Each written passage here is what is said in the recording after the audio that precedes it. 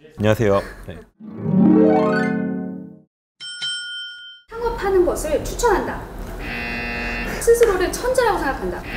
네, 저 별로 천재는 아니에요. 네. 은밀한 거래를 시도해온 사람이 있었다. 엄청 많죠. 이 대표님은 비트코인으로 돈을 버셨어요?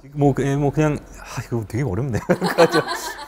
10억은 아니고 네. 그거보단 많고요, 솔직히. 강남 집 한 채.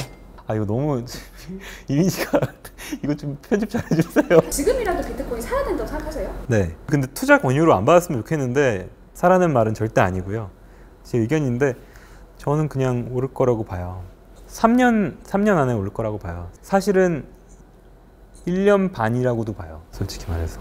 국민연금 내는 반은 반의 반이라든지 그 정도는 그냥 해지 차원에서 갖고 있는 거는 나쁘지 않다라고 생각을 하고요. 네, 노후자금 해지를 한다라는 생각으로 해서 사는 거는 저는 추천을 하고요. 네. 금융화된 사회 시스템에 대해서 좀 질문들이 많이 있었을 때였어요. 과연 이게 맞을까? 과연 내가 우리 클라이언트한테 이렇게 열심히 하는 게 정말 사회적으로 좋은 효과를 내는 게 맞을까? 이런 질문들. 근데 이제 2014년도에 당시 이제 해외에 있는 세계에서 제일 큰 거래소가 해킹을 당했어요.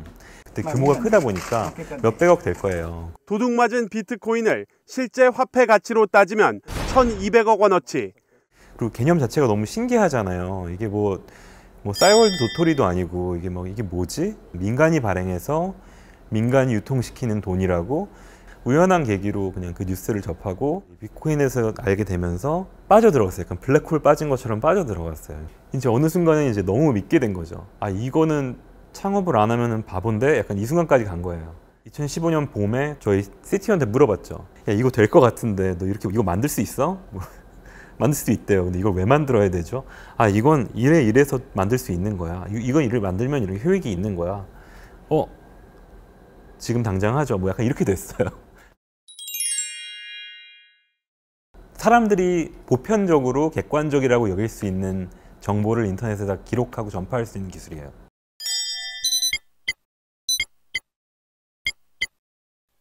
거기서 한 명이 거짓말 치거나 혹은 절반 이상이 거짓말 치면은 뭐가 맞는지 사실 알 수가 없잖아요. 어떻게 보면은 정말 믿고 맡길 수 있는 은행이건 국가건 뭐가 됐건 간에 최고 권위를 갖고 있는 사람이 이거를 이제 기록을 해주기를 바라는 거죠. 그러니까 결국은 우리가 인터넷 뱅킹 한다는 거는 사실은 인트라넷이에요. 걔랑 이제 최고 권위자인 은행이랑 통신을 하는 데만 인터넷을 사용을 하는 거고요. 근데 이게 블록체인이 나오면서 인터넷에서 그냥 가능을 해진 거예요. 그 사람이 아직도 누군지는 잘 모르는 죽었다는 설도 있고요.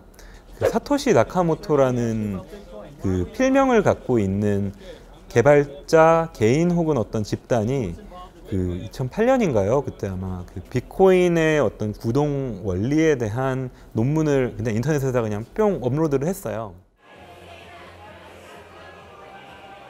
Bitcoin. Why are you involved in Bitcoin?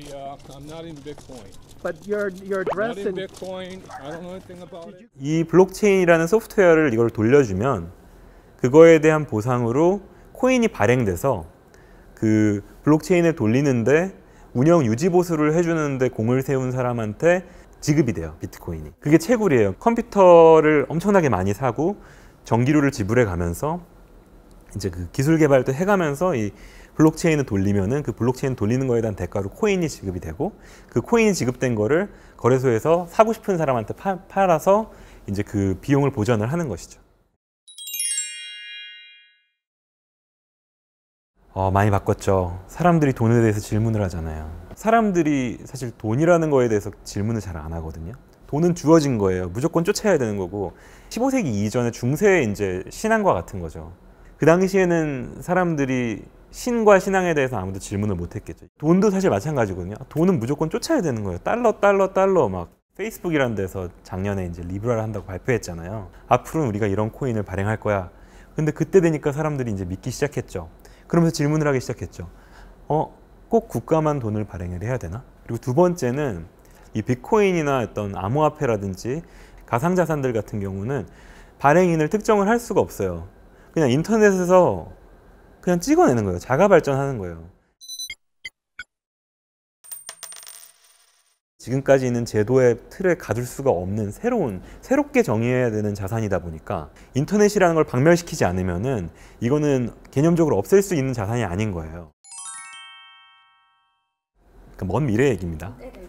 금융상품이 무지하게 다양해질 거예요. 아프리카에서 빨래하는 사람이에요. 근데 그 사람들한테 돈 빌려주는 게 쉽지 않아요.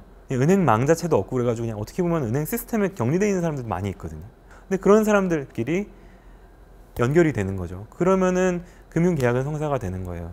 아주 그냥 소규모라도 그냥 클릭 몇 번에 탭 몇 번에 금융상품이 발행이 되고 발행된 게 체결이 돼가지고 서로 윈윈할 수 있는 것도 나오는. 아프리카, 어떤 남미, 북한 이렇게 약간 특정 국가에 도움이 더 될 수 있을 것 같아요. 그렇죠. 남미 같은 경우는 특히 아르헨티나 같은 데는 달러를 건드리는 국가에서 엄청나게 통제를 하고 있고 하니까 이제 사람들이 내 가치를 좀 저장할 수 있는 수단으로 그래 페소보다는 비트코인이 낫다 해가지고 이제 비트코인이 많이 확산되고 있다고 하더라고요. 네, 되게 재밌는 게 평양 시내에 비트코인 받는 데 하나 있어요. 그 앱을 보면은 그 비트코인 받는 데들이 이렇게 보이는 앱이 있어요. 그 비트코인으로 결제를 받는 곳들이 있는데 평양에 한 2군데 있어요. 2-3군데 있었던 것 같아요. 증권사라는 전통적인 큰 미들맨이라 그러죠. 중개인이 훨씬 줄은 수수료가 훨씬 적은 형태의 금융상품들이 굉장히 다양하게 많이 나올 거고 그런 것들에 투자를 하거나 그런 금융계약에 참여를 하는 형태로 효익을 얻을 수 있을 거고요. 일본의 뭐 노무라라든지 아니면 다이와 이런 증권들이 해외 진출 그래도 어느 정도 생존을 하고 했잖아요. 그리고 뭐 예를 들어 도이치은행이라든지 이런 데들 같은 경우도 그 산업의 크기를 갖고 어떻게 보면 금융업에 웬만큼 진출을 했던 것처럼 근데 뭐 노무라 이상은 할 수 있지 않을까요? 한국에서 나온 것들이. 예.